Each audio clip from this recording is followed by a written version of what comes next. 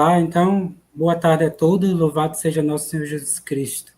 Uma alegria imensa ter aqui conosco no nosso canal, Apostolado São José, o reverendo padre Frei Tiago de São José. E para iniciar essa questão, eu quero juntamente agora fazer a seguinte pergunta ao Frei. O que é verdadeiramente a Igreja Católica para aqueles que, digamos assim, estão ainda, como São Pio X afirmou, ainda no leite, não estão ainda naquele alimento sólido, que é a pregação propriamente dos apóstolos. Não sei se deu para compreender. Sim. Então, quero agradecer, então, Antônio, pelo seu convite para participarmos dessa conversa e fazermos aqui algumas explicações, né, e algumas partilhas sobre a nossa fé e sobre, como Vossa Caridade disse, esses princípios básicos, elementares, sobre os quais a nossa fé está alicerçada, né? Então, uma coisa importante para nós percebermos é isso. Quando nós falamos de igreja, a maioria das pessoas entende a igreja como instituição. Mas, se nós analisamos a doutrina da igreja, a igreja não é somente uma instituição, apesar de que ela existe também como uma instituição humana, ou pelo menos deve existir como uma instituição humana. Mas a igreja é a reunião de todos os batizados, daqueles que têm a fé, juntamente com a sua hierarquia, e ela é um organismo vivo, né? Quer dizer que ela é um corpo, e esse corpo está unido à cabeça, que é Cristo. Então a igreja é o corpo místico de Cristo. E isso foi muito bem lembrado numa encíclica que eu considero talvez a mais importante de todas as encíclicas do Papa Pio XII, que é a encíclica chamada Mystici Corporis, né? Quer dizer, o corpo místico. Então ali, Pio XII explica muito bem como que nós devemos entender a igreja e por que a igreja é esse organismo, por que a igreja tem uma vida e ela depende da fé.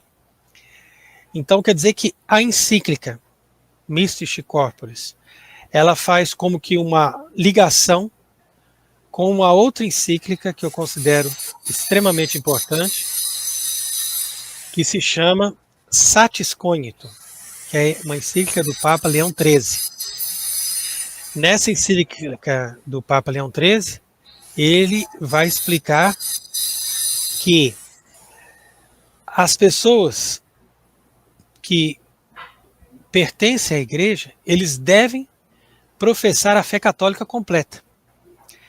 Porque se a pessoa, pela sua própria vontade, não por ignorância ou por falta de noção, mas se ela, pela sua própria vontade, ela sabendo que alguma coisa é doutrina católica, e ela não acredita naquilo, ela se recusa a aceitar aquela doutrina revelada por Deus, então essa pessoa, automaticamente, ela está fora da igreja. Mesmo que ela não seja excomungada, mas ela já não pertence mais ao corpo, porque ela não está em sintonia com aquilo que a igreja vive, com aquilo que a igreja pensa. Então, essas duas encíclicas são muito importantes para nós entendermos o mistério da igreja e para nós também conseguirmos identificar esse princípio, que é um dos princípios que eu considero fundamental, que ajuda as pessoas a entenderem a coisa, é que a igreja não é só uma instituição. A igreja é uma entidade divina. Ela é divina. Ela não é uma pessoa divina como o Pai, o Filho e o Espírito Santo, mas como Cristo é a cabeça da igreja, então a igreja é divina, por causa que Cristo também é parte desse corpo. Então, ele transmite para a igreja a sua própria divindade, ou seja, a sua própria vida divina. Então, quando a gente olha para o Vaticano, a gente vê a instituição terrena. Mas essa instituição terrena pode se separar da verdadeira entidade que é a Igreja Católica. Entendeu? Então quer dizer que normalmente as pessoas não precisam nem pensar. Eles olham para o Papa e olham para o Vaticano e eles dizem, ali está a Igreja. Agora, se nessa instituição não existe a proclamação da fé integral, então essas pessoas que estão ali comandando essa instituição não pertencem à igreja. Portanto, a instituição não representa a Igreja Católica. Compreendi perfeitamente. Então, como o senhor bem afirmou, a base, propriamente, digamos assim, é a fé. Era isso que eu queria entrar, justamente nesse tema da fé, que seria o primeiro, uma vez que já foi esclarecido o que verdadeiramente é a igreja. E por que a fé? Porque quando eu converso com praticamente todos que se denominam católicos, ou até mesmo protestantes, quando eu pergunto a eles o que é fé, a maioria diz, não, fé é simplesmente eu acreditar que Deus existe e que eu hoje não tenho nada financeiramente, mas amanhã rezando eu posso conseguir. Sempre as pessoas, é praticamente uma regra, as pessoas fazem relação de fé com algum benefício material. Aí eu queria que o senhor esclarecesse nesse sentido. O que verdadeiramente é a fé católica?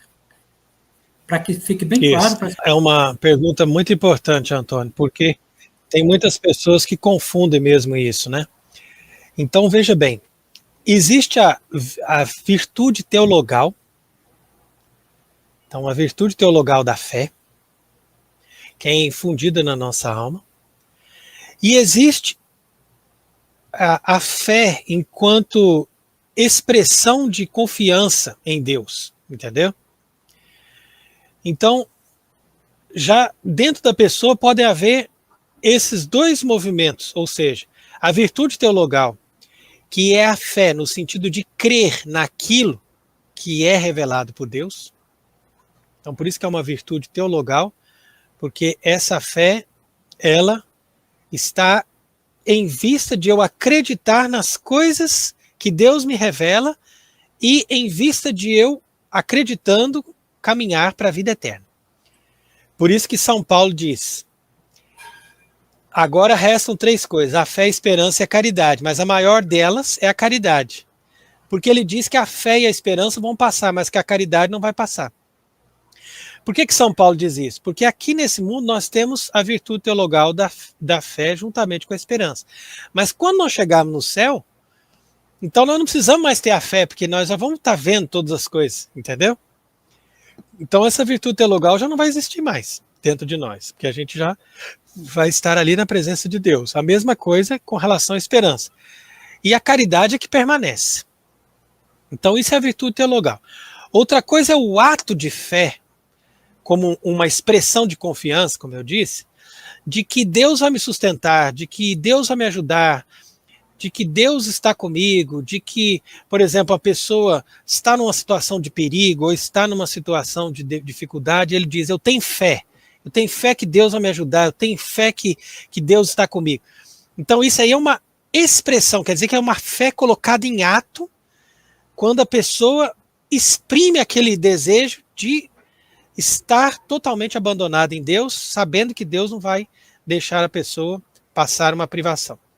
Então, essa é como que uma atualização dessa virtude teologal colocada ali numa situação específica, entendeu? Então, isso daí também é uma manifestação da nossa confiança em Deus, muito mais do que uma fé propriamente dita, porque aqui a gente simplesmente está exprimindo muito mais a confiança na ajuda de Deus do que a fé na existência de Deus ou a fé nas coisas que foram reveladas por Deus. Entretanto, outra coisa é o depósito da fé. Aí que tem que se deixar bem claro. Depósito da fé significa o seguinte, como o nome diz, depósito, né? Imagine um grande armazém, um grande hangar, onde você tem muitas prateleiras, você muitas gavetas, muitos muitos armários para guardar coisas, certo? E ali é o depósito, né? Você fala, não, lá é o depósito, lá está tudo guardado. E o que é esse depósito da fé? O depósito da fé é onde nós vamos depositar todos os artigos da fé. E ali a gente vai dizer, ó, a fé católica é essa. Por quê? Porque a fé católica é a apresentação de tudo que está ali dentro desse depósito. Entendeu? Então, um exemplo. O artigo de fé que diz que Nossa Senhora é virgem antes, durante e depois do parto. Isso é uma das cláusulas lá que está presente nesse depósito da fé. Então, para a pessoa dizer que ela é católica, ela tem que dizer assim, ó, eu creio em tudo que está lá dentro desse depósito.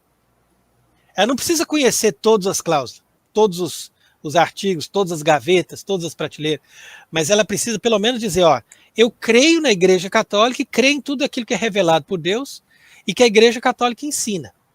Então, se ela diz isso, ela já está exprimindo que tudo que está ali dentro ela acredita.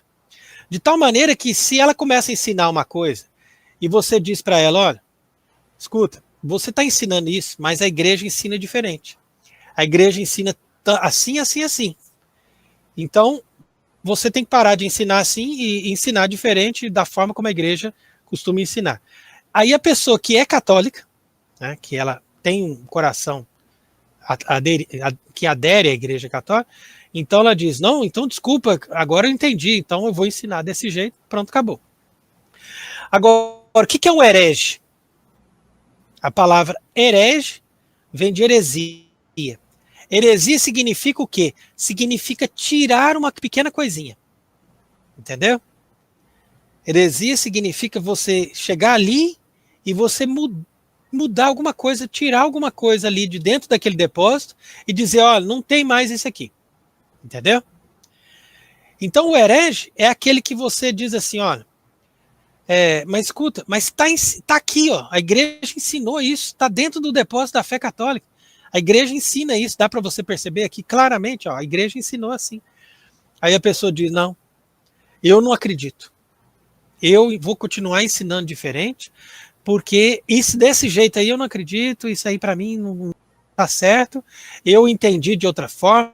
Se a igreja advertiu aquela pessoa e a pessoa insiste no erro, então essa pessoa já é um herético formal. Formal porque ele não só trabalhou com aquela heresia, mas ele se configurou naquela heresia, não quer renunciar àquilo para aceitar a doutrina católica. Entendeu? Perfeito. Então, o senhor tocou justamente no tema que eu iria abordar agora, que está realmente tem conexão com isso aí, que é justamente a divisão da igreja, na questão da igreja docente e a igreja discente, que hoje, digamos assim, é uma das maiores controvérsias que tem. Eu estou falando no sentido bem claro, até um tempo atrás, eu era um modernista e liberal.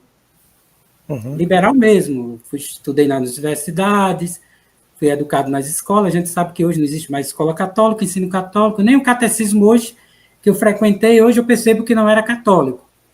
Então, as coisas mudaram muito. Depois que eu compreendi verdadeiramente qual é o meu papel de leigo, que eu devo aprender e não ensinar, isso me deixou, esclareceu as coisas.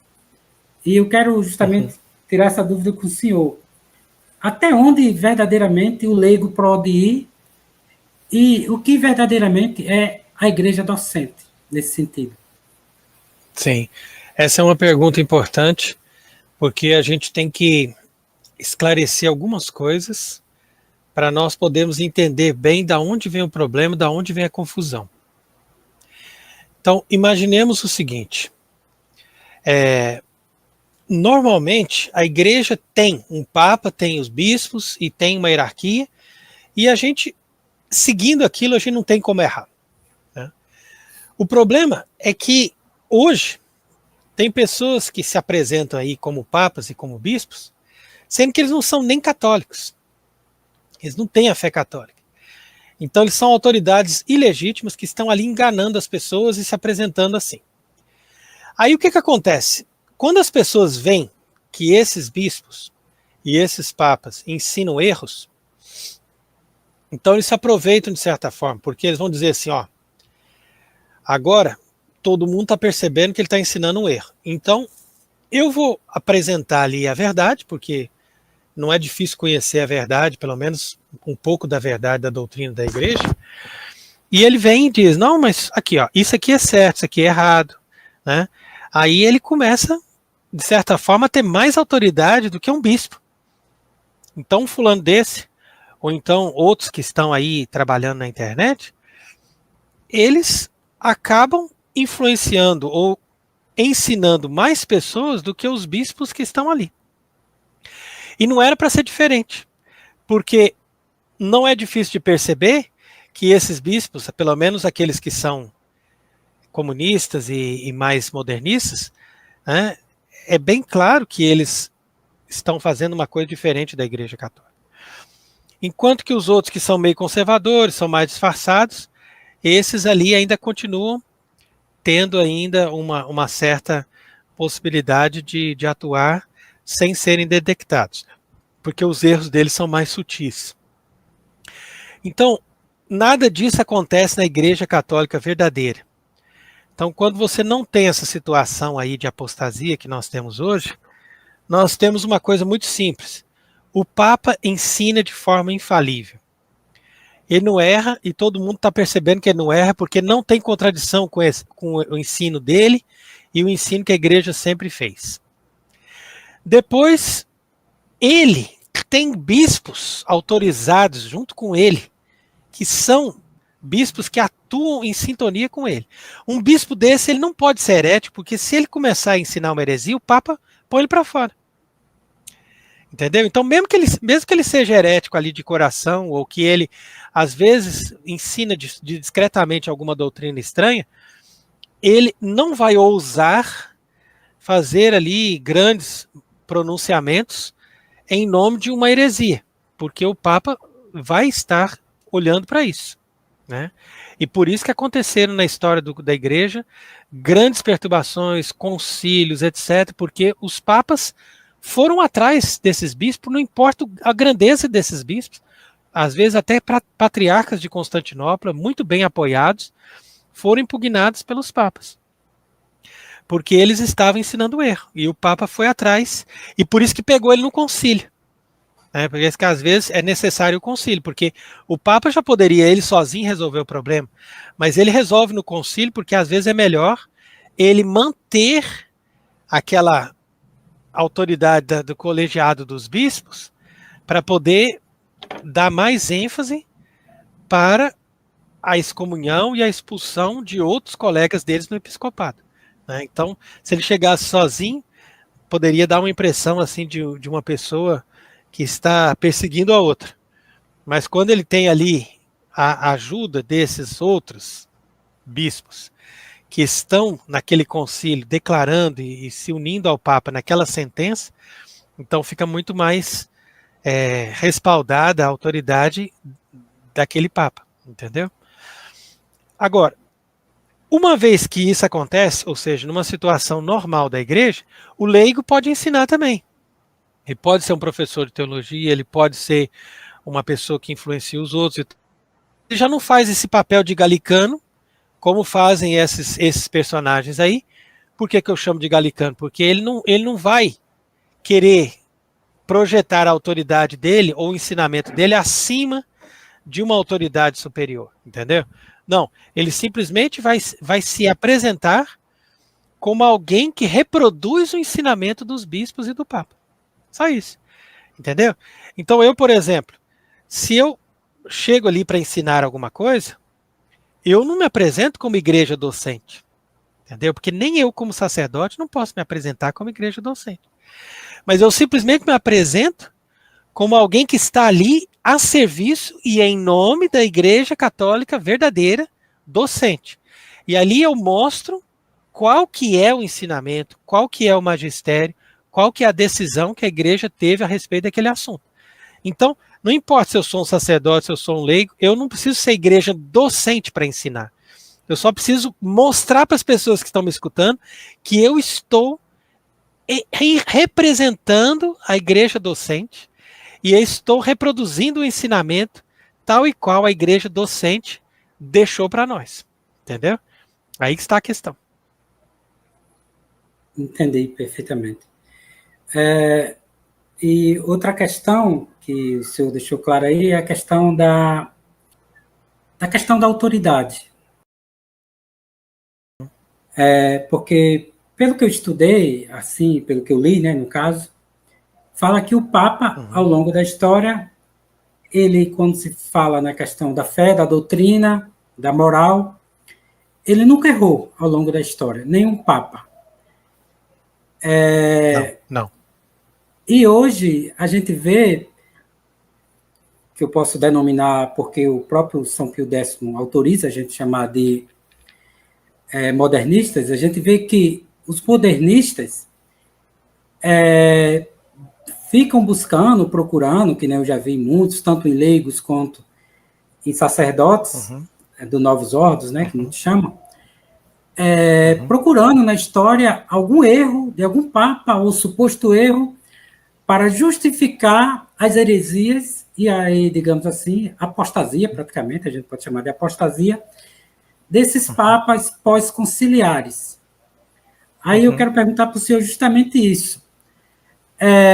Uma vez que, na história, pelo próprio São João Bosco afirmou que nenhum papa na história errou, porque hoje a gente vê tanto sacerdote, pessoas aí, como até o padre, que tem muita influência aqui no Brasil, o padre Paulo Ricardo, afirmar que praticamente, como o próprio Centro Dom Bosco também, outro que tem bastante influência é o Carlos Nogueira, que fez até uma série de vídeos para justificar que houve papa que errou na história, se não me engano, o Papa Honório, alguma coisa, acho que o nome dele é esse.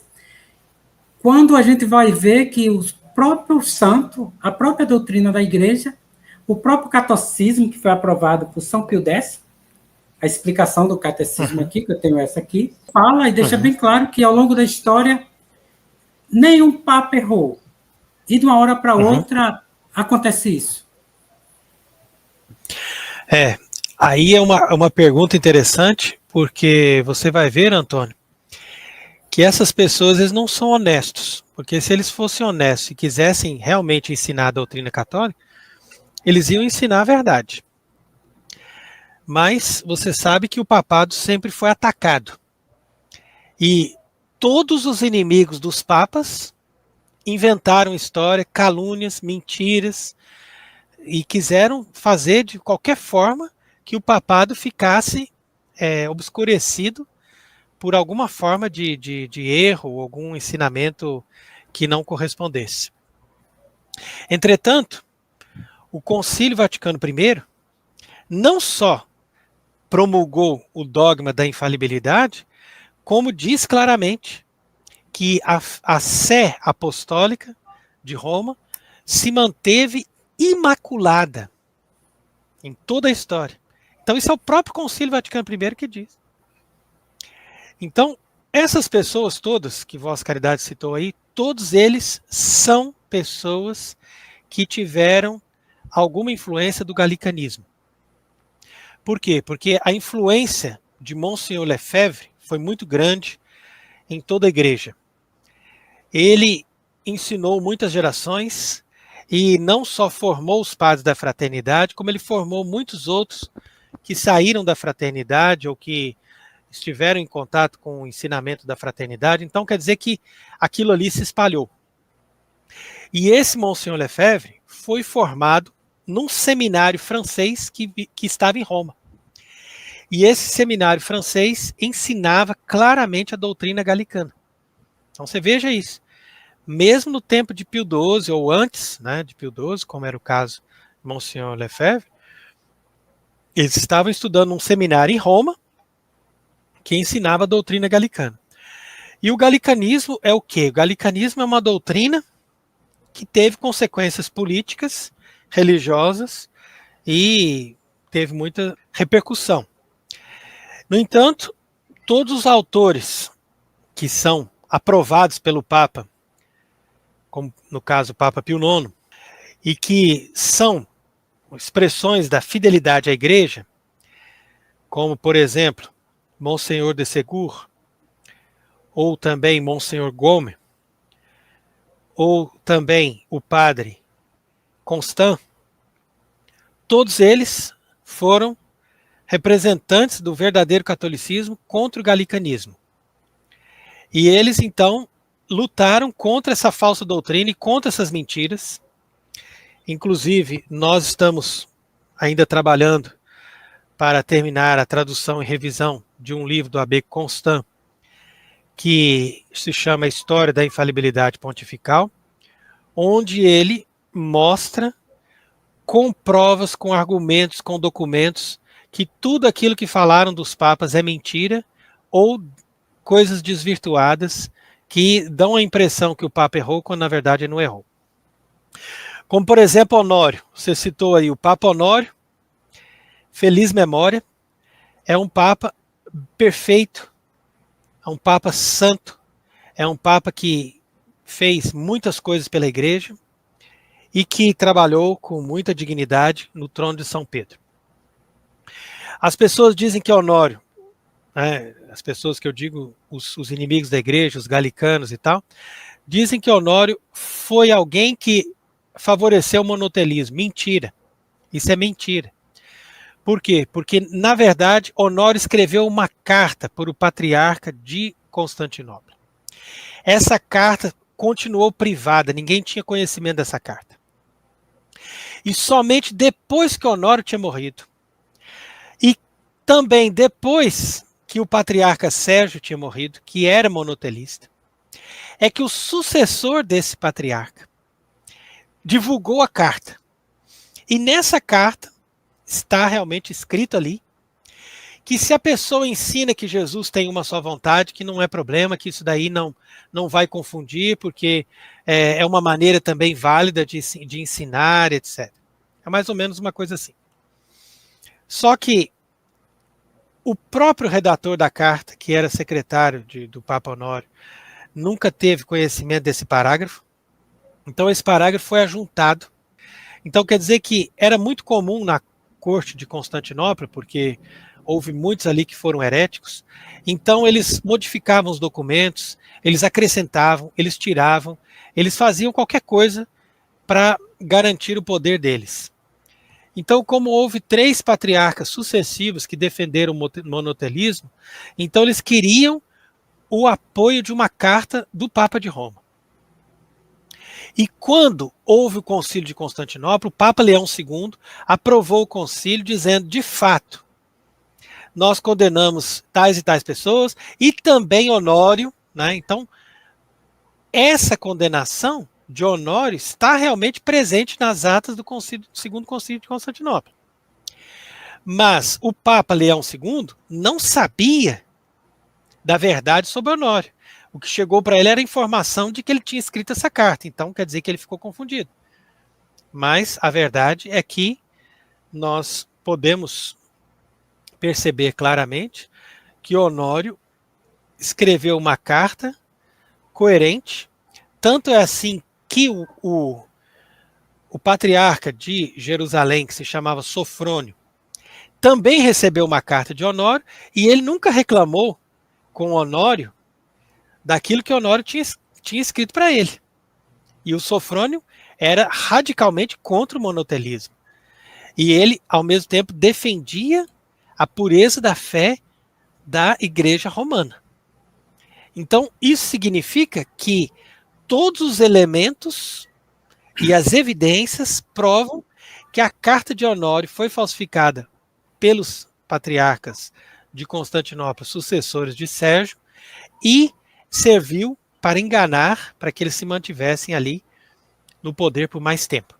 Mas aí veio o segundo concílio de Constantinopla, colocou eles para fora, e a memória de Honório foi posteriormente restaurada, através dos estudos e das pesquisas que foram feitas desses documentos e todas essas circunstâncias que provam que Honório não é herético, nunca favoreceu a heresia e nunca defendeu o monotelismo. Então eu só dei um exemplo, mas a mesma coisa podemos falar de São Libério, que nunca favoreceu o arianismo, ao contrário, foi exilado por causa dos arianos, né, que sempre defendeu o Santo Atanásio. A mesma coisa nós podemos falar do Papa João XXII, que nunca ensinou a questão da visão beatífica, fora, né, daquilo que a igreja sempre ensina, mas ele simplesmente, no âmbito privado, ele apresentou a questão e fez considerações sobre o tema. Então, quer dizer, um Papa, quando ele fala da fé e da moral, publicamente, se dirigindo a toda a igreja, ele é sempre infalível. Não importa que seja o seu magistério ordinário, seu magistério extraordinário, isso se diferencia apenas da maneira como ele se apresenta, mas o Papa é alguém que tem uma graça especial de Deus para se manter imune do erro.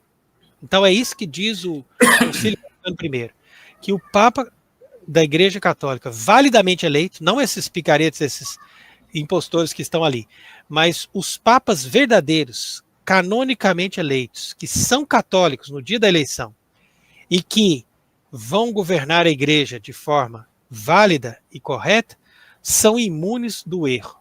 Então não existe argumento galicano que justifique a validade de um papado herético.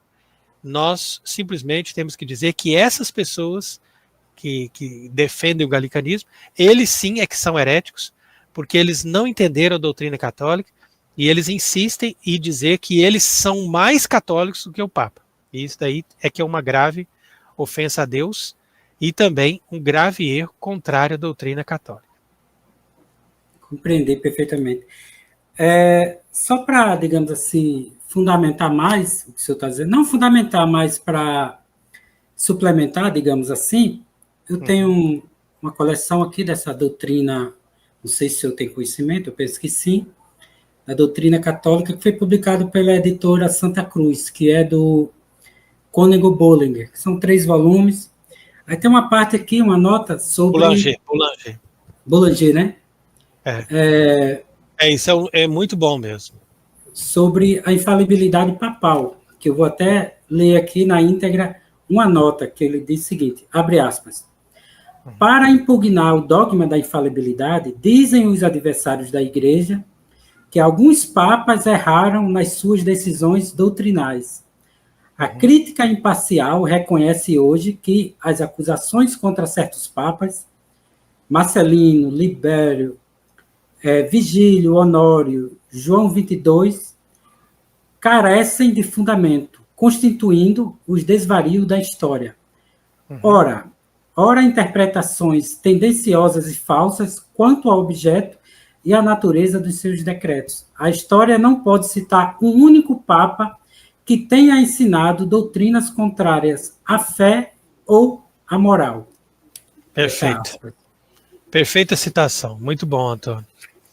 E tem uma outra questão aqui, sobre o Papa ainda, no caso aqui sobre São Pedro, que ele diz o seguinte, também uma nota, que ele diz o seguinte, nas pinturas, baixos relevos e monumentos do primeiro século, São Pedro vem representado com as insígnias que simbolizam a primazia, as chaves e tiara. Ele as traz sempre, quando os demais apóstolos estão com a cabeça descoberta. Fechado. Eu queria que o senhor desse um esclarecimento sobre essa questão da importância da tiara papal, da coroação, e que hoje praticamente foi abolido isso, não existe mais essa questão. Pois é porque eles estão criando um novo papado, né? Então, o João XXIII ainda usou a tiara, porque ele estava comandando aquilo, né? Para poder depois aquilo tudo ser destruído. Mas aí o Paulo VI já foi tomando a frente, começando essa obra revolucionária, na medida em que ele abdicou, como Vossa Caridade disse, da tiara papal. E essa tiara papal é muito importante porque é uma coroa que diferencia da mitra dos bispos, né? Então, o Papa, ele também é bispo, então ele celebra a missa, ele coloca a mitra. Mas ele tem, ao contrário dos bispos, essa coroa que os outros não têm. E essa coroa, ela é dividida em 3 partes, que significa o tríplice munus de São Pedro, né? Porque Cristo disse, apacenta as minhas ovelhas, apacenta meus cordeiros, apacenta minhas ovelhas, disse 3 vezes, né? Então, de fato, o Papa é rei, profeta e sacerdote, porque ele detém a plenitude do poder secular, no sentido do poder temporal, na medida em que ele é o supremo moderador de todos os reis.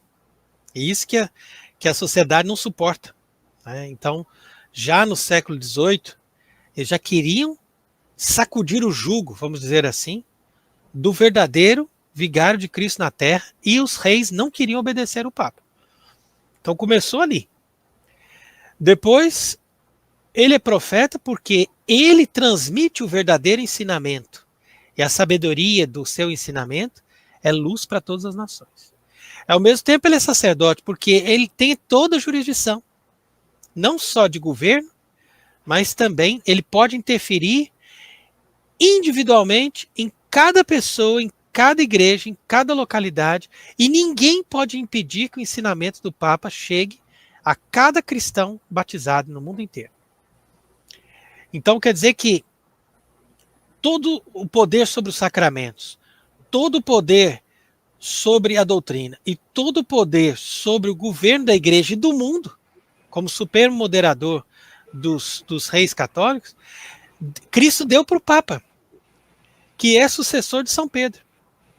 Agora, como esses impostores entraram no Vaticano, a partir de João 23, e quiseram estabelecer uma nova igreja, então é claro que eles quiseram também estabelecer um novo papado. E eles fizeram isso através de uma atitude contraditória em 2 movimentos. Um movimento é de tirar o poder do próprio Papa, né, de renunciar ao poder que o próprio Papa tem, oficialmente, e ao mesmo tempo um outro movimento de agir com tirania e com autoritarismo para oprimir os padres, os bispos que quisessem fazer alguma coisa para restaurar ou para preservar a fé, a doutrina, os sacramentos que a igreja sempre teve. Então, de um lado eles agem com autoritarismo para castigar os padres e os bispos que queiram seguir a tradição, e de outro lado, eles mesmos renunciam cada vez mais ao poder deles para dar origem a um papado democrático, que é isso que está acontecendo agora na igreja sinodal. Então esse tal de Leão XIV, ele não só segue os passos de Francisco, mas ele está indo além de Francisco, porque ele está seguindo o caminho sinodal e ele está dizendo aí claramente que não há uma primazia, nem sequer uma primazia. Então quer dizer que eles nivelam todos os bispos, colocam tudo no mesmo plano, como fez a Constituição Lumen Gentium do Vaticano II, e não só isso, mas agora colocam também os próprios leigos no mesmo nível dos sacerdotes, dos bispos, do Papa. Quer dizer, toda a igreja aos poucos vai virando uma coisa democrática, porque o resultado final que eles querem é abolir completamente a autoridade, a hierarquia, e fazer que a igreja instale aquele princípio do igualitarismo que é presente na Revolução. Fraternidade, igualdade, liberdade. Então, o igualitarismo é a base de tudo isso. Então, não há hierarquia e autoridade, mas todos são iguais, todos têm o mesmo direito, e com isso vai se gerar essa bagunça que está se formando atualmente. Então, Frei, levando em consideração o que o senhor acabou de afirmar e expor, é correto hoje afirmar que não existe nação, país católico? É claro, hoje não existe mais, entendeu? Porque todos apostataram. E eles aceitaram repúblicas maçônicas e renunciaram ao ensinamento verdadeiro da igreja. E quando se diz que são católicos, eles simplesmente dizem que eles seguem alguma coisa da igreja moderna, do Vaticano II, né? Mas a mesma coisa que eu disse sobre os papas acontece também nos governos temporais. Eles fazem um movimento religioso em duas direções. Em uma direção, eles apoiam totalmente a igreja do Vaticano II, e numa outra direção, eles querem nivelar todas as religiões e cada vez favorecer para que as pessoas cada vez mais se aproximem menos do catolicismo. Porque até a igreja do Vaticano II eles querem também que acabe. Mas enquanto ela está atuando ali para ser uma ponte intermediária entre o catolicismo e o laicismo total, então eles, de certa forma, apoiam aquela igreja que foi constituída ali. Mas o desejo mesmo dessas entidades é liberarem-se completamente até da memória do catolicismo. Tanto é assim que muitas festas de santos eles já estão mudando. Não é mais a festa de tal coisa. Tem países que não pode mais celebrar o Natal, não pode ser mais o nome, não pode ser Natal. E não pode se falar em Jesus, não pode falar em nascimento de Cristo, não pode representar nas escolas o nascimento de Cristo, imagina. Então, quer dizer, tudo no sentido de destruir a memória do catolicismo e de qualquer coisa que lembre a fé católica. É interessante o senhor falar isso, por quê? Porque eu graças a Deus, né, eu assistindo aos vídeos do senhor, e eu também, uma coisa que me fez, que muita gente condena, mas que me ajudou muito, é a questão da razão natural. Que muitas pessoas pensam que, porque você estuda filosofia, você vai perder a fé. Mas foi justamente o contrário. Por exemplo, quando eu me deparei com os livros realmente de filosofia, até mesmo de filósofo pagão, como Platão e Aristóteles, aí depois fui elevando até São Tomás de Aquino, eu comecei a perceber que eles investigavam a verdade, eles afirmavam a verdade. E quando eu ia para a igreja normal, as missas, o padre ora defendia algum político, ora defendia outro, mal falava sobre a doutrina, e eu comecei a perceber, eu disse, não, tem alguma coisa de errado, por quê? Porque existe a verdade. Aí eu comecei a entrar nas escolas, na universidade, lá é muito relativista, mas até mesmo na universidade, eu lendo Platão, Aristóteles, muitas vezes, eles eram firmes. Por exemplo, que existe alguma coisa bela, por exemplo. Existe aquilo que participa da beleza, mas a beleza em si existe. E por aí vai. Aí, o que eu estou querendo chegar é justamente o seguinte, é que eu percebi algo que já até compartilhei com muitos, que é o seguinte, que tem muitos entre nós que ficam bajulando e reverenciando judeus, por exemplo. Eu não sou antissemita, não sou anti-judeus, não, estou falando no aspecto da fé.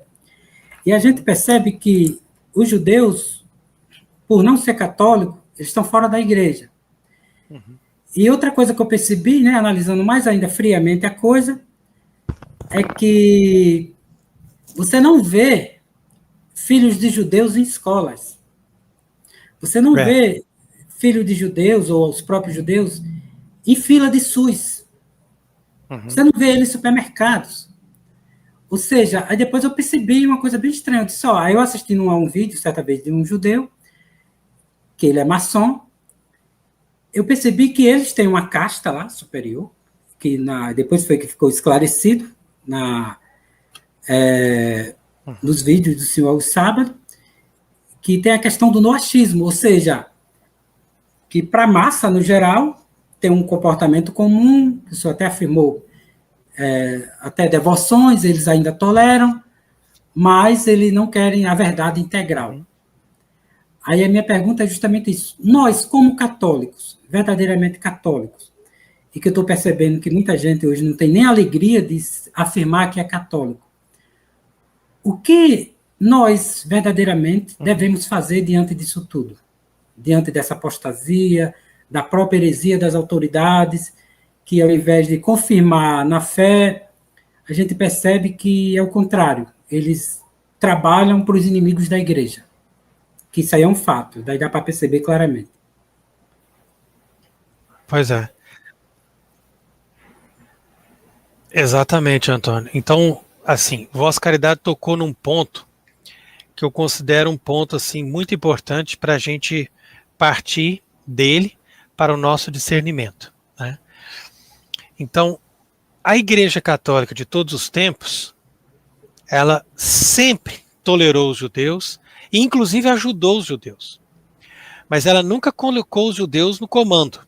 Ao contrário, a Igreja Católica de todos os tempos sempre colocou os judeus no lugar deles. Fala assim, ó, vocês ficam aqui, vocês não interferem na vida dos cristãos e vocês não assumem nada, porque quando eles assumem, eles levam tudo. E eles não querem nada que não seja para o proveito deles. Então, por isso que os papas, os bispos, sempre conservaram essa prudência de dizer, ó, não aceitem os judeus nos cargos de administração, de governo, de nada, porque eles chegando ali, eles não poupam ninguém, eles vão levar tudo para eles. E é isso que aconteceu. A sociedade, depois do período da Revolução, a partir do século XVIII e tudo, então ela foi tomada por essa elite judaica. E essa elite judaica foi que dominou todo mundo. Através, primeiro, do sistema financeiro, depois eles colocaram as nações em guerra para fazer com que essas nações ficassem endividadas, e com isso eles tinham os governos na mão deles. E com isso eles conseguiram também entrar e influenciar cada vez mais os governos e colocar as pessoas deles ali para decidir as coisas. E isso aconteceu a mesma coisa na igreja. Porque a igreja, a partir do momento que vendeu os estados pontifícios, ficou na mão deles. Infelizmente, os judeus é que dominaram ali através do Banco do Vaticano. Então eles agem como um corpo bem organizado. Eles sabem exatamente o que eles pensam e sabem exatamente o que eles têm que lutar contra. Os judeus não são como as pessoas hoje em dia. Igual a Vossa Caridade colocou aí muito bem. Eles colocam ensinamento péssimo para as pessoas nas escolas, mas os filhos deles não vão naquelas escolas. Porque eles sabem qual que é o ensinamento correto das coisas e dão esse ensinamento para os filhos deles. A mesma coisa, eles colocam nos supermercados o que há de pior, mas eles mesmos não vão nos supermercados, porque eles têm os fornecedores dos alimentos bons e que fazem bem à saúde e que vão chegar na mesa deles. Entendeu? Então isso acontece em todo lugar. Mesma coisa do ponto de vista da saúde, mesma coisa do ponto de vista do lazer.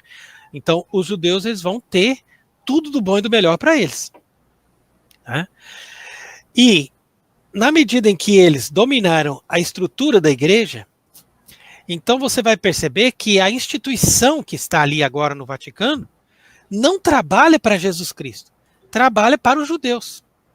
E os judeus dizem, ó, isso aqui você pode dizer, isso daqui você pode rezar, isso aqui você pode fazer, isso daqui você pode dar para as pessoas, mas tal coisa não admito, tal coisa eu não quero mais.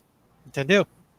Então eles não querem mais a verdadeira doutrina, eles não querem mais a missa, eles não querem mais o verdadeiro catecismo, eles não querem mais a doutrina. Então tudo foi mudado na maneira deles. Foram eles que disseram, olha, muda isso, muda aquilo.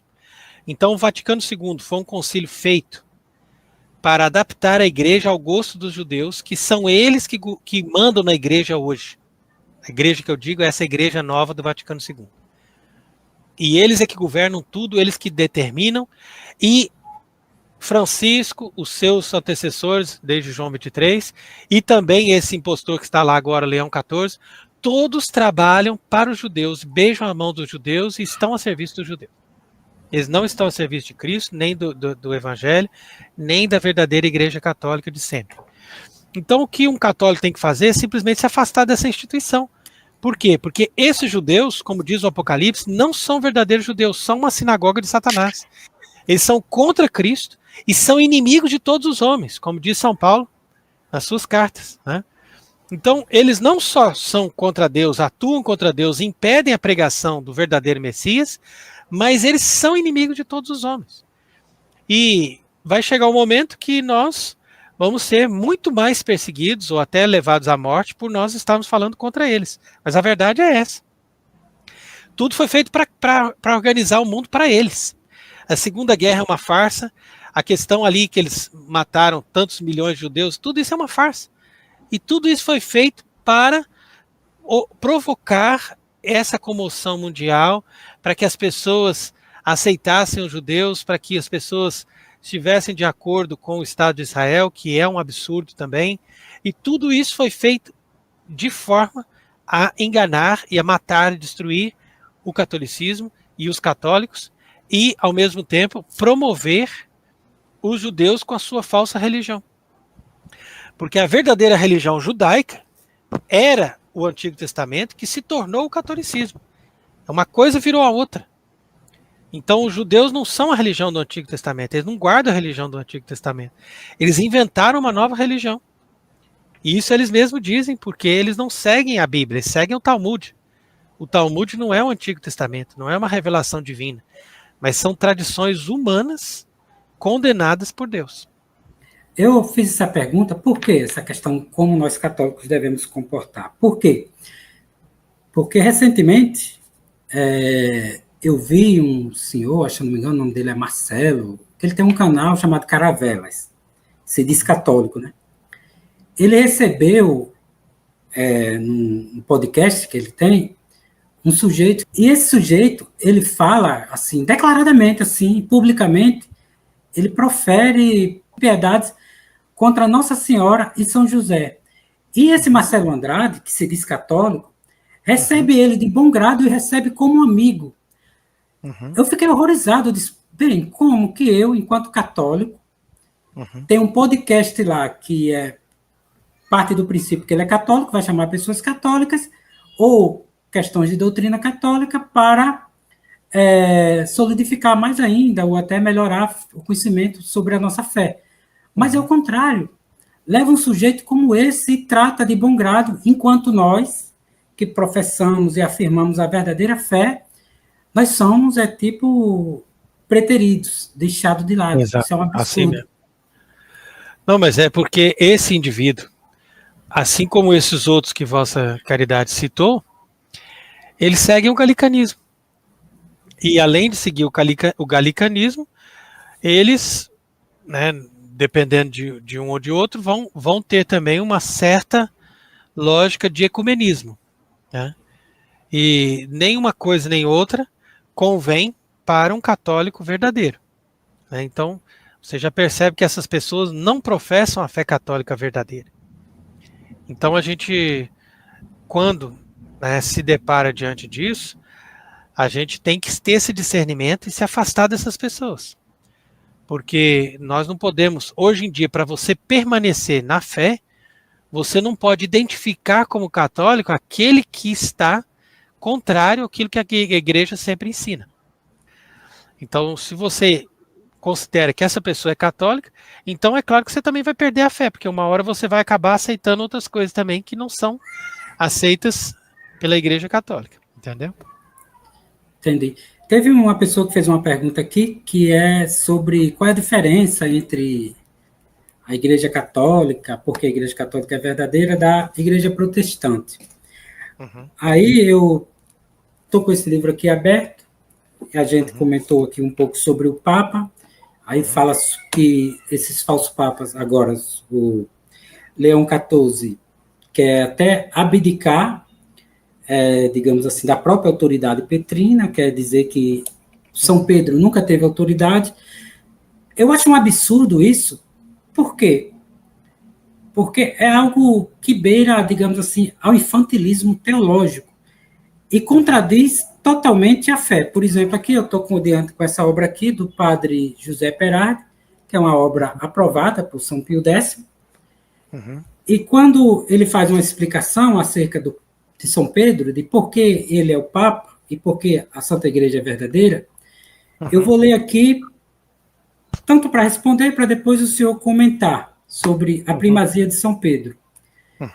Que ele diz o seguinte, abre aspas, de tudo isto se depreende claramente que Pedro recebeu de Jesus Cristo um primado sobre os apóstolos e sobre toda a igreja, primado de autoridade e de poder. E prossegue. Este primado se infere também de todo o evangelho. Quando Pedro está na prisão, toda a igreja ora por ele e por ele só. Pedro é ainda o primeiro que toma a palavra no primeiro concílio em Jerusalém. Fecha aspas. Eu gostei dessa passagem porque é muito bonito, porque ele vai falando de tudo que aconteceu, né, desde os evangelhos e nos Atos dos Apóstolos, e a gente vê que são tantos exemplos, né, uma coisa tão evidente, e a gente se pergunta como que os protestantes dizem que leem a Bíblia e não percebem isso. Né? Então, quer dizer que eles, na verdade, não leem a Bíblia, já recebem uma formação unilateral, uma interpretação da Bíblia. A interpretação da Bíblia já vem pronta. O protestantismo não é livre para interpretar a Bíblia. O protestantismo já recebe uma Bíblia interpretada. E isso está bem evidente, né? Não somente no início do protestantismo, como até hoje. E a gente poderia responder para essa senhora que a diferença do catolicismo ao protestantismo é exatamente essa, que o catolicismo é um sistema religioso coerente, válido, e que corresponde perfeitamente à Bíblia e a tudo aquilo que Jesus Cristo ensinou. Enquanto que o protestantismo é uma religião falsa, que é inventada segundo as modas e segundo as opiniões das pessoas em cada época, em cada lugar. Por isso que existem tantas milhares de igrejas protestantes. Agora, nós não podemos dizer que a Igreja Católica se confunde com a Igreja do Vaticano II, porque a Igreja do Vaticano II é uma outra igreja protestante também. E por que ela é uma igreja protestante? Porque apesar de ter alguém ali que se apresenta como Papa, ela não tem a lógica do papado, ela não tem a coerência da autoridade, a coerência da tradição, e ela não tem as marcas da Igreja Católica verdadeira. Que são quais? Una, Santa, Católica e Apostólica. Do Vaticano II para cá, é uma nova igreja, que ela não é una, porque ela tem muitas seitas diferentes, tem os carismáticos, tem os tradicionais, cada um faz de um jeito. Ela não é santa, porque ela não santifica, as pessoas estão ali, estão fazendo pecados graves, estão cometendo suicídio, fazendo qualquer coisa. Depois, ela não é santa, não é católica, porque ela não guarda todo o depósito da fé. E ela não é apostólica, porque ela não segue mais, como a igreja sempre seguiu, os mesmos critérios e os mesmos princípios dos apóstolos. Porque a igreja não importa que seja do ano 100 ou da época de Pio XII. Ela sempre foi apostólica porque ela sempre teve a mesma lógica, a mesma direção. Enquanto que no Vaticano II eles mudaram isso. Então ela também não é mais uma igreja apostólica. E, portanto, é uma igreja protestante, porque mesmo que ela tenha missas, devoções a Nossa Senhora, essas coisas, mas ela se identifica com o protestantismo na medida em que ela é individualista. Então ela não cria uma sociedade, ela cria simplesmente sentimentos religiosos. E é isso que faz o protestantismo. A pessoa fomenta sentimentos religiosos, mas ela não forma uma sociedade única com uma estrutura de vida, uma estrutura orgânica, de hierarquia. Então isso não existe. Você pode perceber que o mundo moderno, formado pelo protestantismo, é o mesmo mundo que a Igreja do Vaticano II vai aprovar e vai se identificar. Então, é por isso que eles também não gostam da Idade Média e não gostam das coisas que a Igreja Católica fez no passado, porque era uma outra sociedade com outro modelo de religião. Exato, entendi. Eu quero entrar só para, digamos assim, finalizar, digamos assim, essa questão mais conceitual. Por que São Pedro foi Papa e qual é a função dele? Ou seja, condenou os hereges, participou dos concílios, é ele que estava à frente de tudo. Só que hoje a gente vê que esses falsos papas, eles fazem tudo praticamente o oposto de São Pedro. Eles não condenam nada, tudo está tranquilo, porque eles dizem o seguinte, esse pessoal, seja do que é conhecido como reconhecer e resistir, que eu chamo de reconhecer e confundir, que eles não resistem a nada. Galicanos em geral, né? É. E também modernistas. Por quê? Porque eles dizem que o concílio foi convocado por um Papa verdadeiro. E se é convocado por um Papa verdadeiro, e se teve então ele tem que ser infalível. Exato, infalível. Por quê? Não foi assinado pelo Papa. E por que é infalível? E que eles dizem, arrogam tanto, né, que quando o Papa fala ex cátedra, ele é infalível. E como nesse caso de um concílio que é para ser infalível, eles não obedecem. Pois é. Aí que está. O concílio seria o que há de mais solene. Então, exato, pelo menos se eles fossem coerentes, porque o ensinamento dele já é errado, né, de dizer que ex cátedra seria uma coisa solene. Ex cátedra não significa nada solene. Ex cátedra significa simplesmente na sua função de papa. Ex cátedra significa, ao invés dele estar no banheiro ou estar no refeitório, ele está na cátedra atuando como papa. Só isso. Basta que ele esteja na cátedra, ou seja, que ele esteja trabalhando como papa, fazendo uma encíclica, fazendo qualquer coisa. Então, uma vez que ele fez uma definição como papa, ou que ele fez um pronunciamento como papa, ele é infalível. Uma coisa evidente. Agora, eles dizem, né, segundo a mentalidade galicana, que seria só uma coisa solene, que seria infalível. Então não tem nada mais solene do que um concílio. Então eles teriam que pelo menos aceitar o Vaticano II como uma coisa infalível. Né? E eles não aceitam. Então quer dizer que com isso, o argumento deles se torna ainda mais falacioso, o que prova que eles não são católicos. Exato. E também prova também que não são verdadeiros papas, porque os papas, ao longo da história, nunca ensinaram erros. Pois é. E como você, num concílio, então determina essa é a conclusão. Essa é a constatação. Por isso que a gente diz, nós não julgamos os papas. Nós simplesmente constatamos que essas pessoas não são papas. E isso não é uma coisa difícil de constatar. E também não é uma coisa tão impossível de se perceber, porque o Napoleão castigou muito o Pio VII no começo do século XIX. Então, quer dizer, por que esses impostores, esses republicanos, essas pessoas anticatólicas castigavam os papas no começo do século XIX? E por que agora, já no pleno século XXI, eles vão abraçar e agradecer por ter um papa tão maravilhoso como esse? Quer dizer, alguma coisa está errada, né? Porque os papas verdadeiros eram destruídos por essa gente. E agora, quer dizer que esses outros tratam muito bem e fica por isso mesmo, percebe? Então alguma coisa está errada. Né? Então mudou alguma coisa ali, né? Então o ensinamento não é o mesmo e, portanto, eles não são legítimos porque eles não mantêm aquilo que a igreja pediu para eles fazerem. Exato. Tem uma pergunta aqui que fizeram, deixa eu ver aqui. Acho que foi o senhor Adriano aqui, deixa eu ver aqui. Falou o seguinte: Frei Tiago, qual o papel das ordens terceiras nesta crise?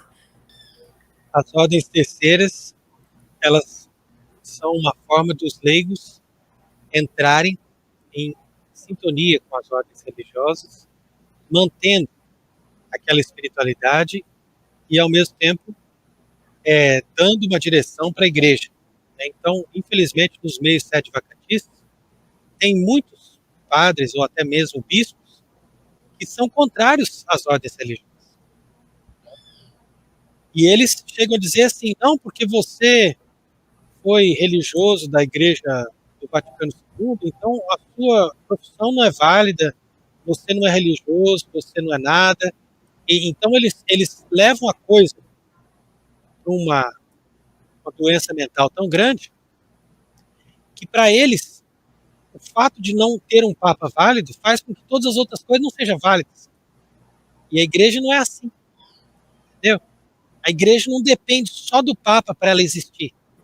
Ela depende, claro, que o Papa é uma figura importantíssima, mas a igreja, ela vive pela fé também de cada batizado. Então, na medida que aquele batizado expressa a sua fé, ou na medida em que uma ordem religiosa mantém a sua orientação de doutrina e de espiritualidade, aquilo não deixa de existir, não deixa de ter um valor diante de Deus. O máximo que pode acontecer é você perder aquela referência, aquele vínculo canônico que normalmente existe quando a igreja está na sua situação normal. Mas isso facilmente se recupera quando a igreja recuperar a sua hierarquia e tiver um Papa, né, que seja legítimo. Então, por isso mesmo, eu considero justamente o contrário, que os religiosos têm um papel muito importante na restauração da igreja, e os leigos que estão em sintonia com as ordens religiosas, eles também colaboram muito para a restauração da igreja, porque a restauração do catolicismo não é só uma questão de estudar a doutrina, mas é sobretudo uma questão de viver a espiritualidade, viver a fé, de entrar em sintonia com a morte, com a ressurreição, com a mística, com todo esse movimento do corpo místico de Cristo, que é necessário para nós também passarmos, de certa forma, aquilo que o próprio Cristo passou na sua paixão. Então, é por isso que nós incentivamos as pessoas a buscarem a espiritualidade, buscarem as vocações religiosas, ou mesmo as vocações para as ordens terceiras, como uma forma de entrarem nessa sintonia com esse pensamento da Igreja Católica de todos os tempos, em vista dessa restauração que nós acreditamos que vai acontecer primeiro na espiritualidade, né, nessa identificação da igreja como um corpo, né, um conjunto que busca o seu pastor, e depois, através desse movimento, através de bispos também que estejam aderindo a todo esse movimento, é que nós teremos a eleição de um verdadeiro Papa, e a partir daí as coisas vão se organizar da forma como deve ser. O senhor tocou num tema que eu estava esquecendo, mas foi bom que me lembrou, que é a questão da alegria de ser católico. Pessoas como eu, casadas, e leigos também, outros que são solteiros, o que eles podem realmente fazer para a espiritualidade deles, para eles realmente demonstrar que ser católico? Porque eu percebo que, quando a gente lê a história dos santos, vê que todos os católicos da época, praticamente, eles estavam preparados para o martírio. O que o senhor fala sobre isso, sobretudo para a gente? Sim, nesse sentido. Veja bem, então, Antônio, recapitulando a sua pergunta, na verdade é assim, muitas pessoas, eles têm o batismo, mas eles não vivem o seu batismo. E por não viverem o seu batismo e não terem uma busca de oração, de entendimento da fé, etc., então essas pessoas também não têm os frutos do Espírito Santo. E um dos frutos do Espírito Santo é justamente a alegria. São 12 frutos, né? Então tem a castidade, a paz, a longanimidade, a bondade, etc. E aí vem também a alegria. Essa alegria espontânea, essa alegria mesmo nas provações e nas adversidades, é a alegria do cristão. É a alegria daquele que está em paz com Deus, está vivendo em ação de graça e está em sintonia com a vontade de Deus. E é um dom e é um fruto do Espírito Santo. Então, um católico, mesmo numa situação de dificuldade, ou que ele tenha que sustentar uma família, às vezes não pode arcar com outros compromissos, etc., mas ele, uma vez que está em sintonia, ou seja, em total união com os sentimentos da igreja, então ele dá o seu testemunho. Né? E dando o seu testemunho, ele é perseguido. E sendo perseguido, de certa forma, ele também sofre um martírio, que a gente pode dizer que é um martírio moral. Não é o martírio, às vezes, físico, de você morrer, de você ser torturado, mas é o martírio moral de você ter uma perseguição ali, uma perda por causa daquilo que você está defendendo. Às vezes entre as pessoas do trabalho, ou da própria família e tudo mais. Então, se você cumpre o seu papel, pai de família, e você ao mesmo tempo carrega a sua cruz com paciência, tendo ali as dificuldades com um filho deficiente ou com alguma pessoa que está com problemas, e ao mesmo tempo é fiel à sua esposa, ao mesmo tempo você participa da missa aos domingos, ou se não tem uma missa católica correta, você santifica os domingos, como deve ser. Né? Então, se você estrutura toda a sua vida baseada nessa sociedade, nessa base da vida cristã, então você já está vivendo corretamente, como a igreja pede, e colaborando também para a restauração da igreja. Então, não é uma coisa assim tão impossível. Basta que você, na situação normal, né, nas coisas que você pode fazer, você faça aquilo que é o melhor dentro da sua obrigação, dentro daquilo que você é chamado a viver no seu estado de vida, entendeu? Então, isso é o que eu recomendo para todas as pessoas, e eu acredito que cada vez mais aumenta o número das pessoas no Brasil inteiro e também no mundo que estão buscando um verdadeiro catolicismo. Então, a gente vê esse sinal, a gente tem esperança porque a gente percebe que as pessoas, de maneira geral, estão se questionando e estão buscando a religião católica verdadeira que era praticada nos tempos antigos, anteriores ao Vaticano II. Perfeito, compreendi. Tem uma pergunta aqui também que é do senhor Jorge. Eu estou fazendo as perguntas por ordem aqui. Tá bom. Ele fez duas, mas eu vou ficar só com a última que ele fez, que ele diz o seguinte: já que a consagração da Rússia ao Imaculado Coração de Maria nunca foi feita como deveria, poderíamos todos, padres, religiosos e leigos, fazer a nossa parte, além das formações e lives, eu acredito, que tipo seria o que eu estou fazendo aqui, não sei.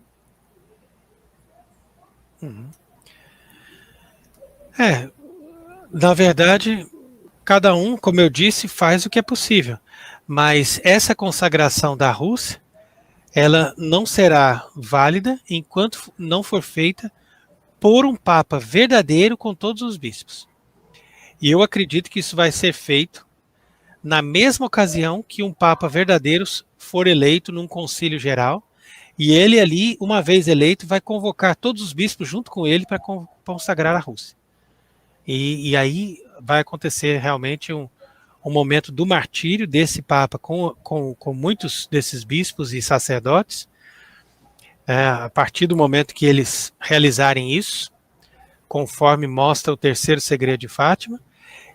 Entretanto, depois disso, a Rússia se converterá e a Rússia vai dar um apoio, uma proteção para o verdadeiro Papa que for eleito em seguida. Então esse é o primeiro que será mártir, depois vai ser um outro que vai ser protegido pela Rússia, e depois a igreja vai continuar nessa batalha até o fim do mundo. Né? Então quer dizer, com uma grande restauração e depois com o combate final com o anticristo já no fim do mundo. Tem uma outra pergunta aqui que é de Renato. Ele diz o seguinte: se um Papa não pode errar em termos de ensinamentos, e sendo João Paulo II um falso Papa, permanece a condenação ao heliocentrismo válida até hoje? Claro, porque a igreja, quando condena o heliocentrismo, condena também que a Terra pode se mover. Né? Por quê? Porque essas duas coisas estão claramente na Bíblia. Então, se a gente diz, por exemplo, que a Terra é plana, isso não está claramente na Bíblia. Isso é uma constatação científica. Então, para eu defender que a Terra é plana, eu tenho que colocar os argumentos científicos e defender no plano científico. Mas isso nunca vai ser um dogma de fé, porque a gente não tem aquilo ali como uma coisa revelada claramente na Bíblia. Agora, que a Bíblia diz claramente que a Terra não se move e que Deus também criou o céu e a Terra de tal maneira que a Terra é o centro do universo, isso está bem claro na Bíblia. E está bem claro também que, por exemplo, na Batalha de Josué, ele rezou e o sol parou. Então, se o sol parou, não é a Terra que se move, é o sol. Percebe? Então, quer dizer, como que a pessoa vai chegar e vai dizer, olha, a Bíblia está errada? Não, a Bíblia não está errada. Quem está errado é vocês que estão mentindo. Porque eles sabem que a Terra é o centro do universo e sabem que a Terra não se move, sabem que é o Sol que gira em torno da Terra, mas eles mentem, porque eles querem dar às pessoas a impressão de que nós somos somente uma bolinha giratória no universo. E isso é mentira. Nós somos a criação de Deus. E Deus criou tudo para o homem. Tudo foi criado para o homem. E o homem, por sua vez, é criado para Deus. Então, isso é dogma da fé. Então, a igreja, uma vez que condenou isso, ela não condenou como se fosse assim, isso aqui era uma doutrina discutida, agora nós vamos definir a verdade. Não. Simplesmente a igreja condenou no sentido assim, a igreja sempre ensinou isso, é bem claro na escritura, para de falar uma coisa que é herética. Entendeu? É diferente de você proclamar um dogma. Você proclama um dogma quando você tem uma doutrina discutida. Aí você fecha a questão e fala assim, agora é dogma. Quem discutir a partir de agora é herético. Entendeu? Mas o geocentrismo é assim. O geocentrismo é doutrina católica, já desde os apóstolos, sempre foi, desde o Antigo Testamento. Então é doutrina. Essa doutrina católica já está definida, já é coisa bíblica, já é uma coisa evidente. Então, quer dizer, se a pessoa chega e contesta aquilo, você é obrigado a dizer, você é herético, a sua doutrina está falsa, está errada. Então, daí a constatação, mais uma constatação de que João Paulo II nunca foi um papa verdadeiro, porque ele está querendo contradizer o ensinamento da verdadeira doutrina através de 3 decretos dos papas, que foram o Papa Paulo V, o Papa Urbano VIII e o Papa Alexandre VII, que condenaram a doutrina do heliocentrismo. Compreendi. É exagero meu afirmar que isso aí é doutrina própria de Satanás para justamente desestabilizar o ser humano espiritualmente, intelectualmente, para que ele se julgue um nada ao ponto de dizer que ele é apenas um pontinho insignificante e que ele não tem alma, que é tudo uma criação, um absurdo. É exagero afirmar isso? Exatamente. A base da fé em Deus é a criação. Então, a ciência moderna, ela é uma ciência mentirosa e que é luciferiana.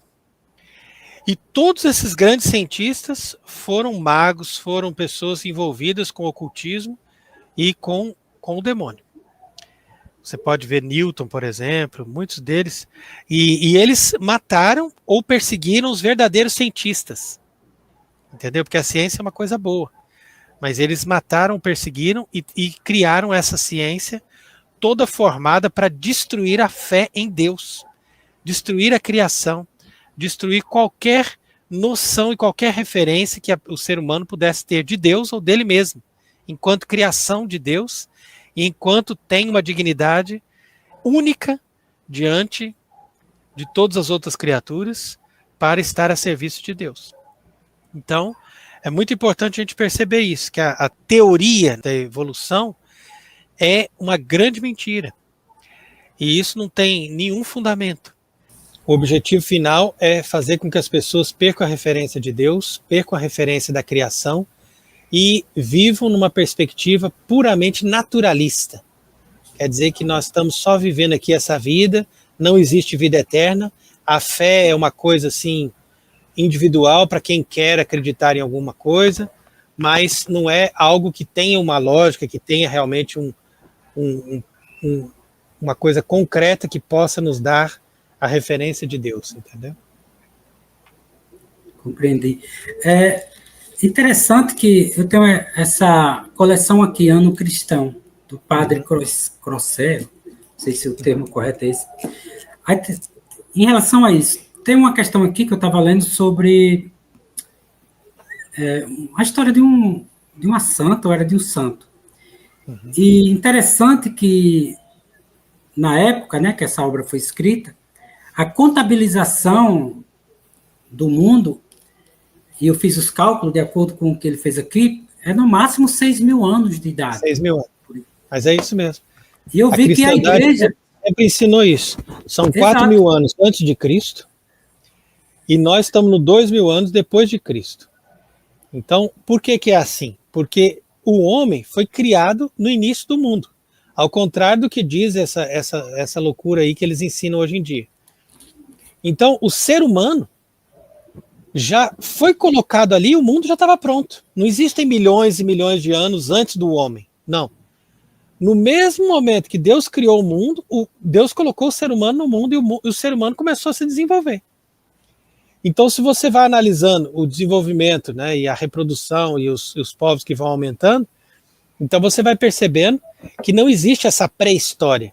Né? O que nós temos noção da história, a história já começou ali. E nos tempos mais antigos, que são esses tempos 4.000 anos antes de Cristo, quando os seres humanos foram se multiplicando, depois houve o dilúvio e depois se desenvolveu de novo a raça humana espalhada no mundo inteiro. Então isso daí é bem fácil de você perceber e ao mesmo tempo desmascarando essa falsa ciência, que se resume na verdade nisso. Teoria da evolução, essa mentira sobre o Big Bang e sobre a origem do universo, e sobre esses milhões e milhões e bilhões de anos que o universo teria, tudo isso é mentira. E, por fim, essa falsa teoria do heliocentrismo, que imagina a Terra como uma bolinha giratória em volta do Sol, no meio, perdido no meio de milhares de galáxias. Então isso também, tudo não passa de grandes mentiras, quando que, na verdade, Deus, seu único Criador, criou o mundo em 6 dias, o ser humano foi colocado ali no 6º dia, tudo já estava pronto, todas as coisas, os rios, os mares, todas as coisas já estavam prontinhas, do mesmo jeito que nós encontramos hoje, só a única coisa é que, claro, muitas coisas mudaram por causa do dilúvio, ou da própria transformação das pessoas que se civilizaram ou mudaram as coisas da natureza. Mas uma vez que nós entendemos isso, que entendemos que a Terra é o centro do universo, o Sol, a Lua, as estrelas giram em volta da Terra, e que nós somos as criaturas que Deus colocou como o centro, né, os que são os mais importantes dentre todas as outras criaturas nessa criação de Deus, então nós conseguimos ter essa lógica correta da revelação bíblica, que é a base fundamental para nós acreditarmos em Deus e estarmos a serviço de Deus. E se não tem isso, a pessoa não tem a fé católica. Exato. Ainda sobre essa questão da fé, e não sei quanto tempo você ainda tem, eu queria falar um pouco sobre, que tem conexão direta com isso aí, que é a questão da missa, né? A gente vê que, como o senhor já afirmou, a missa praticamente é o centro da nossa fé, o santo sacrifício, né, incruento. Uhum. E eu quero falar a respeito de um caso específico. Por exemplo, eu assisti a um vídeo recentemente onde o padre, né, muito querido por muitos aí, o padre, se diz padre conservador, padre Paulo Ricardo, ele mesmo afirmou com todas as letras que o missal do Novo Zordo, essa nova missa falsa, foi adulterada em 70%. Ele mesmo afirmou, 70% é adulteração, invenção, seja lá o que for. E apenas 30% ainda mantém ainda o resquício de católico. Aí eu pergunto ao senhor, há essa possibilidade de uma missa ser 30% católica e 70% não católica? Não tem como.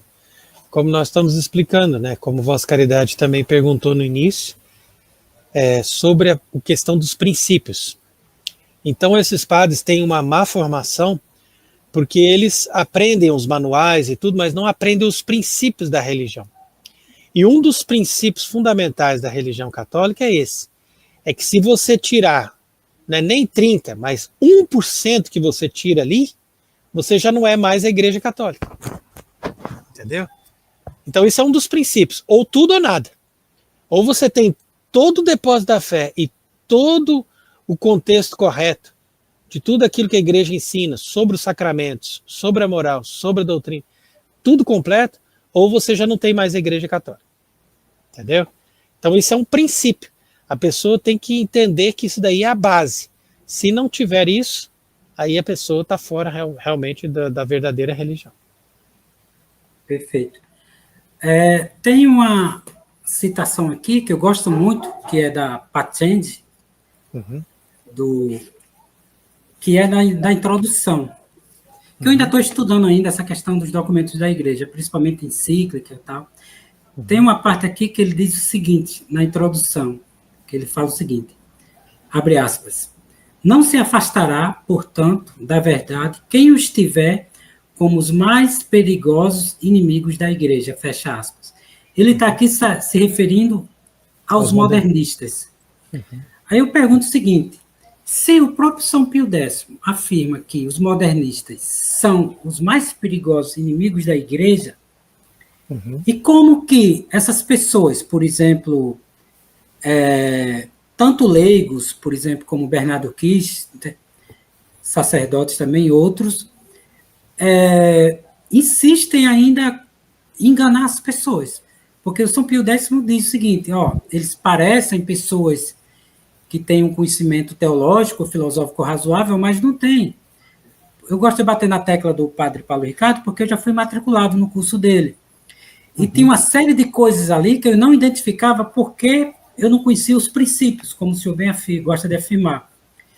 Por exemplo, tinha uma coisa lá que ele falava, e depois eu entendi que é um absurdo, que ele dizia o seguinte, eu não fui mal formado durante o meu período de seminário, mas eu nunca estudei São Tomás de Aquino. Aquilo soava normal.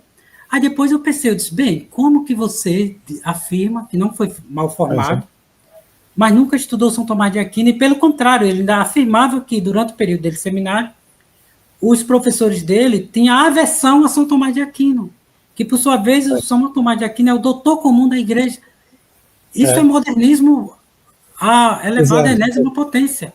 E tem uma carência, né, principal, não só teológica, mas também filosófica. E é por isso que essas pessoas também não conseguem pensar, e não conseguem chegar a conclusões claras, porque eles têm muito conhecimento em certo domínio, mas eles não conseguem ver todo o conjunto. E isso é uma coisa que só a filosofia católica, filosofia correta, é que dá para as pessoas. Antes de você ter uma teologia bem estruturada, você precisa ter essa filosofia. E essa filosofia, como Vossa Caridade está salientando muito bem, é também baseada nesses princípios. Então, o princípio da questão da contradição, né? O princípio também de nós vermos a coerência naquele ensinamento, né? Ou numa lógica que se apresente segundo a razão e depois acima da razão, né? Então, quer dizer que a teologia não é irracional, mas ela está acima da razão, e mesmo assim ela é racional. Então, toda essa base de pensamento é muito importante, realmente.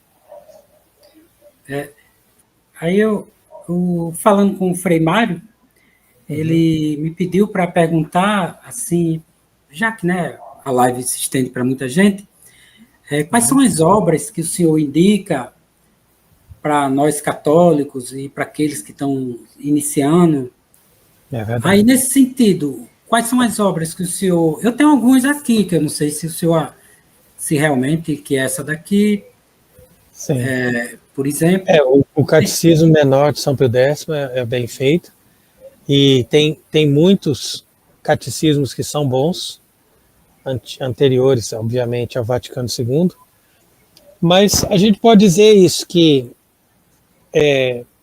existem muitas obras boas e outras obras que são mais, vamos dizer assim, importantes do ponto de vista da consistência do ensino da religião, mas, ao mesmo tempo, a pessoa também não tem que se preocupar em ter muitos livros, adquirir muitos livros, ou ler isso, ler aquilo, né?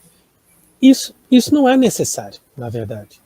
É que as pessoas não tenham essa inquietação de ficarem com muitas leituras, né? Porque eu acho que existem também, hoje em dia, muitas pessoas, principalmente no Brasil, que têm uma certa vaidade de dizer, eu tenho livros, eu estou lendo isso, estou lendo aquilo, e tanta gente lê tanta coisa e depois eles não chegam a conclusões nenhumas. Quando, na verdade, não é tanto a questão de ler ou de conhecer que faz com que a pessoa esteja realmente seguindo a Igreja de Cristo e sendo fiel à Igreja de Cristo. Eu acho que depende muito mais da graça e da sinceridade da pessoa, da honestidade do seu pensamento, da retidão. Até porque tem aquele Salmo 72, que é bonito, quando diz, né? Quônia non conhovit literatura, introibo in potentias domini. Né? Então, quer dizer, porque eu não conhecia a literatura, isso fala do próprio Cristo, né? Que eles diziam assim, mas esse homem aí está se apresentando como um mestre, sendo que ele não estudou, né? E que Jesus não estudou, mas ele tinha sabedoria infusa, né?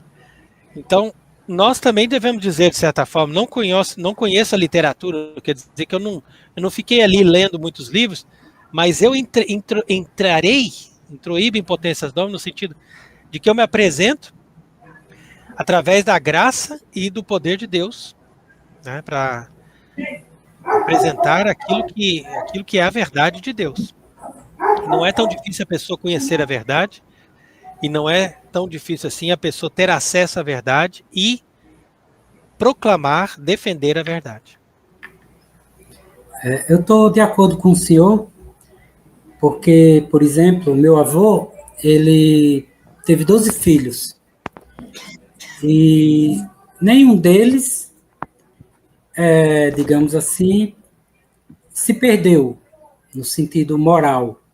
Tem alguns que, né, não são perfeitos, como qualquer um, mais para lá do que para cá, como diz na linguagem do interior, mas nenhum deles, assim, se perdeu. E meu avô era um homem de fé.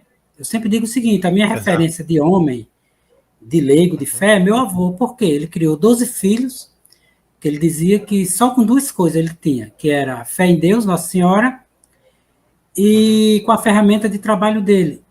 E criou os filhos, numa época que meu avô era um semi-analfabeto, na época, e as pessoas viviam praticamente numa relativa paz, numa relativa tranquilidade. E hoje as pessoas se gabam que estão na universidade, isso, aquilo, outro, mas é uma violência extrema. E um desconhecimento da fé extrema, porque meu avô, mesmo analfabeto, ele conhecia a fé, ele dizia exemplos, por exemplo, tem uma coisa que ele afirmava, hoje eu compreendo, que ele dizia que no fim dos tempos, aqui em Touros tem uma igreja que chama de Matriz. Ele dizia que no fim dos tempos tinha uma serpente aqui embaixo, tipo uma baleia, uma serpente, e no fim dos tempos essa serpente ia levantar a cabeça e ia engolir a igreja. Só que eu não entendi, aí hoje eu compreendo. Por exemplo, eu entendi perfeitamente quando numa das conferências do senhor sobre o Papa Leão XIII, a visão do Papa Leão XIII, quando ele afirmou, né, aquela questão da serpente, que pediu 100 anos, né, para... E hoje é o que eu vejo, realmente a serpente não botou só a cabeça, não, botou a cauda inteira. E está aí, era um sentido figurado, e está aí. Ele dizia também da questão da alimentação, ou seja, tudo que os antigos falavam... Essas pessoas são exemplo para nós, para essa geração, de pessoas sólidas, de pessoas que tinham uma sabedoria. Não é só uma questão de você estudar, de você ter conhecimento. Conhecimento é uma coisa, sabedoria é outra. E essa sabedoria que as pessoas não têm mais hoje em dia. Porque pessoas analfabetas são capazes de interpretar as coisas. Enquanto que as pessoas hoje em dia fazem universidade, não são capazes de interpretar as coisas, não são capazes de entender as coisas mais básicas. Então aí que está a diferença. Mas é isso, Antônio. Então, foi um grande prazer conversar contigo e nós rezamos para que Deus dê perseverança, dê saúde, dê proteção para vocês aí no Brasil e espero que Vossa Caridade persevere sempre na sua fé, educando seus filhos com honestidade, com trabalho, com exemplo e conte também com as nossas orações aqui. Tá, agradeço muito. Realmente, como eu afirmei, é uma grande satisfação, alegria. É a primeira live que eu faço aqui para o canal, nunca tinha feito. Mas deu certo, graças a Deus, com a graça de Deus, deu certo. Agradeço de coração, espero no futuro próximo fazer outra com o senhor, assim que possível. Sei que o senhor deve ser muito ocupado. E é isso, agradeço imensamente. Também o pessoal, os franciscanos josefinos, que de certa forma ajudaram, contribuíram bastante para que isso acontecesse. É isso, agradeço imensamente ao senhor. Muito obrigado, Deus abençoe. Salve Maria. Tá. Salve Maria, até a próxima.